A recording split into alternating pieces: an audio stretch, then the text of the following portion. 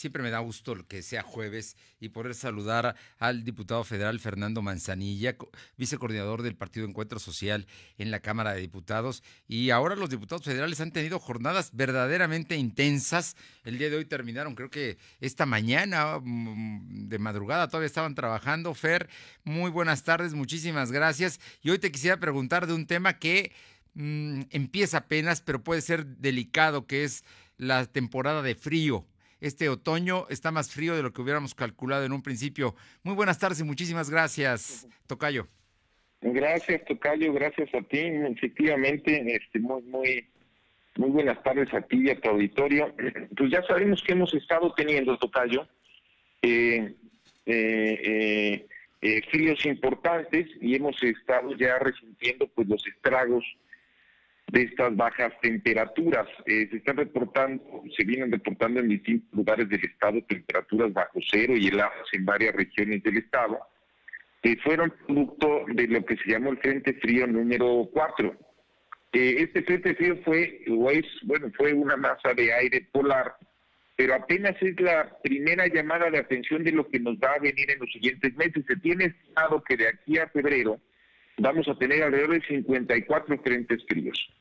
Entonces, esto no va a acabar, apenas podríamos decir que está empezando. Y bueno, hay ciertas cosas que a mí me preocupan. En primer lugar, ya lo he comentado yo aquí contigo, me preocupa que se nos junten dos pandemias, la del COVID y la de la influenza. En segundo lugar, que las personas más vulnerables al frío acudan a los albergues, que eso va a estar sucediendo porque va a haber, digamos, gente necesitada de poder estar en algún albergue y que estos no tengan los protocolos adecuados contra el COVID. Estamos viendo en distintos lugares del país, en distintas zonas del mundo, que los refugios, en muchos casos los refugios para migrantes, se están convirtiendo en lugares de contagio del COVID.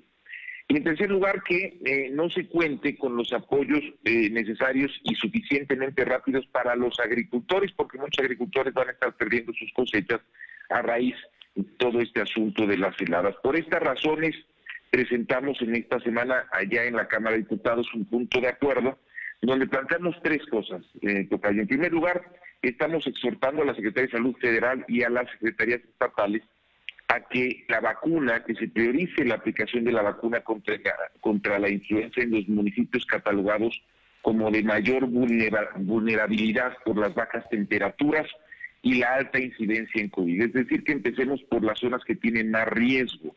La vacuna se comenzará a aplicar de manera general, ahorita ya se está aplicando a la gente del sector salud, a la población en general a partir del 15 de octubre. Entonces, que cuando comencemos especialmente con las zonas pues de más riesgo, las zonas de más bajas temperaturas. Me refiero a la vacuna, obviamente, de la influenza. En segundo lugar, estamos exhortando a los gobiernos estatales y municipales para que actualicen sus protocolos de protección civil en materia de manejo de albergues y refugios, justamente para que consideremos el factor COVID y no podamos tener o no tengamos en estos lugares después, no se conviertan en focos de contagio. Y en tercer lugar, estamos solicitándole a la Secretaría de Agricultura y Desarrollo Rural Federal y a las Secretarías Estatales de Desarrollo Rural a que prevean los recursos necesarios para apoyar a los productores agrícolas que se verán afectados en estas heladas y no nos esperemos o no se esperen. Muchos de los gobiernos estatales cuentan, que es el caso de Puebla. Puebla tradicionalmente cuenta con un seguro por parte del gobierno, pero que no nos esperemos a los tiempos de los seguros, sino que los gobiernos tengan suficiente recurso para poder atender la emergencia de manera rápida. Esos son los tres temas que derivan justamente de esta problemática que tú mencionabas al inicio, que es el asunto precisamente del frío que estamos viviendo y vamos a seguir viviendo de aquí a febrero. Diputado Manzanilla, esto que comentas es muy importante porque para dar datos duros referentes, se estima que habrá 54 frentes fríos durante esta temporada. Vamos en el cuarto, o sea que faltan 50. Estás hablando de que el frente frío empezó en este otoño, que fue a finales de septiembre, y va a durar por lo menos hasta marzo. Así es que es una temporada larga, diputado Manzanilla. Es una temporada larga y además coincide, si tú te fijas, con un posible segundo brote o lo que se está llamando una segunda ola, que también aquí ya mencionamos hace mucho tiempo, que podríamos tener después de la primera ola. Hablábamos de olas cercanas de más o menos 6 meses, empezando por ahí de marzo, terminando en septiembre. Estamos hablando de la primera ola, que es en la que estamos, o la que estamos acabando, o acababa de concluir, digamos, y una segunda ola que comenzaría a partir del mes de octubre, que coincide justamente con las épocas de frío. Estamos viendo eso ya en varios lugares, en algunos países, por ejemplo, estamos viendo que en Europa los fríos que ellos tienen, pues cuando se acerca la época invernal, están generando también nuevos rebrotes del COVID. Y bueno, todo esto nos lleva a que tenemos que tomar precauciones. Y sí, más o menos estamos previendo que si tenemos un inicio por ahí de octubre, estaremos terminando, concluyendo por ahí de abril, y la temporada de frío, bueno, pues los frentes fríos al menos correrán de aquí hasta febrero. Pues el asunto es delicado, Fer, y bueno, ya está, por lo pronto, tú presentaste este lunes un punto de acuerdo ante tus compañeros diputados precisamente para pedirle a los gobiernos federal y estatales a que tomen previsiones, ¿no? Ante un hecho que se va a dar. No es un asunto de que uno quiera o no, simplemente se va a dar porque así es nuestras condiciones geográficas y también los climas que de alguna manera están cambiando, ¿no? Y ahora las temporadas de frío son más largas y con consecuencias siempre, sin duda. Oye, tocayo, y hablando de otra cosa, si me permites, a lo mejor tarda para llegar a la Cámara de Diputados, pero se va a presentar ya en unos días más el tema de la consulta que el presidente López Obrador propuso a la Suprema Corte de Justicia de la Nación. La Suprema Corte de Justicia de la Nación determinó que se lleve a cabo la consulta para juzgar a actores políticos en tema, concretamente se hablaba de los expresidentes, pero ahora se habla de actores políticos. El Senado de la República ya aprobó el asunto y lo van a pasar con ustedes los diputados, pero ahora se está manejando mucho que hacer coincidir las fechas de la consulta popular con las elecciones de 2021. ¿Esto se dará? O bueno, es parte de una estrategia política para ganar elecciones. Pues sí, suena, eso vi que es lo que propuso el coordinador de los senadores. Sí, el coordinador Monreal, ¿no? De Morena, ¿no? Que es Monreal, que él decía que fueran aparejadas. Realmente la oposición ha estado muy reacia, se ha resistido mucho. Pues primero que incluso lo que era la revocación de mandato, este tema, digamos, donde la gente pueda salir a votar, si quiere que salga el presidente o que se quede el presidente. Desde el principio eso me tocó mucho cuando inició, digamos, esta legislatura. En las pláticas que tuvimos los coordinadores parlamentarios, pues realmente la postura de la oposición, estoy hablando principalmente del PAN, del PRI, del Movimiento Ciudadano, del PRD, era que no coincidieran las fechas, digamos, de la elección intermedia con eso.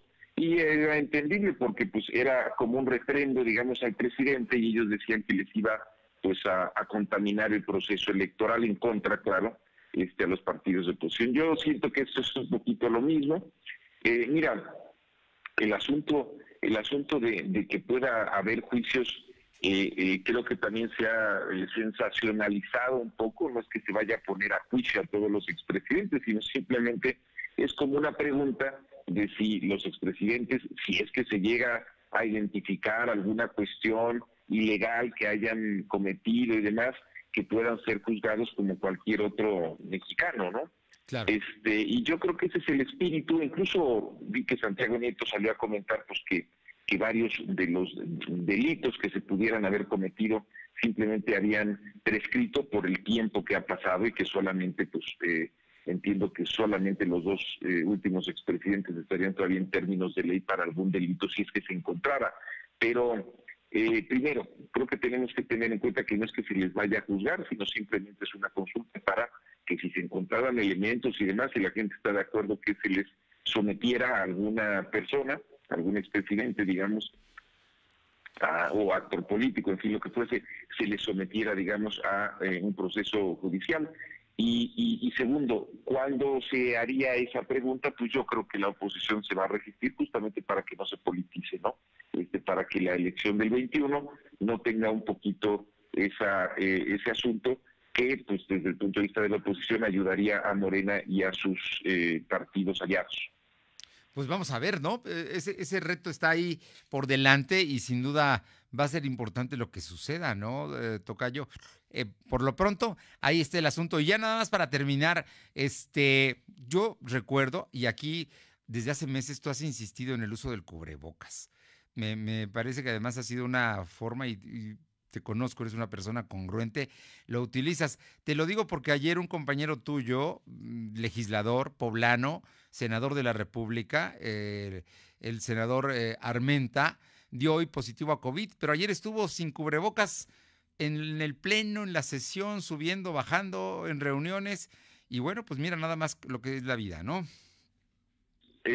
Fíjate que, mira, el día de ayer tuvimos votación hasta muy tarde, estuvimos votando justamente este asunto de los fideicomisos, que es un asunto polémico también, y terminamos muy tarde, terminamos a las 6 de la mañana. Y ya en las votaciones, que fueron más o menos por ahí de las 5 a las 6:30 más o menos, que terminamos todas las votaciones, ya a través del sistema, pues estaba ya absolutamente lleno el pleno. Y pues yo sí me preguntaba, decía, bueno, con tanta gente aquí en el pleno, justamente la idea es que no hubiera más de una cuarta parte, pero pues ya era muy tarde para no estarlo haciendo por bloques, que iba a ser muy cansado, la gente ya estaba muy cansada, había gente que tenía hasta que tomar sus vuelos en la mañana. Pues yo creo que eso va a generar desde luego contagios ahí.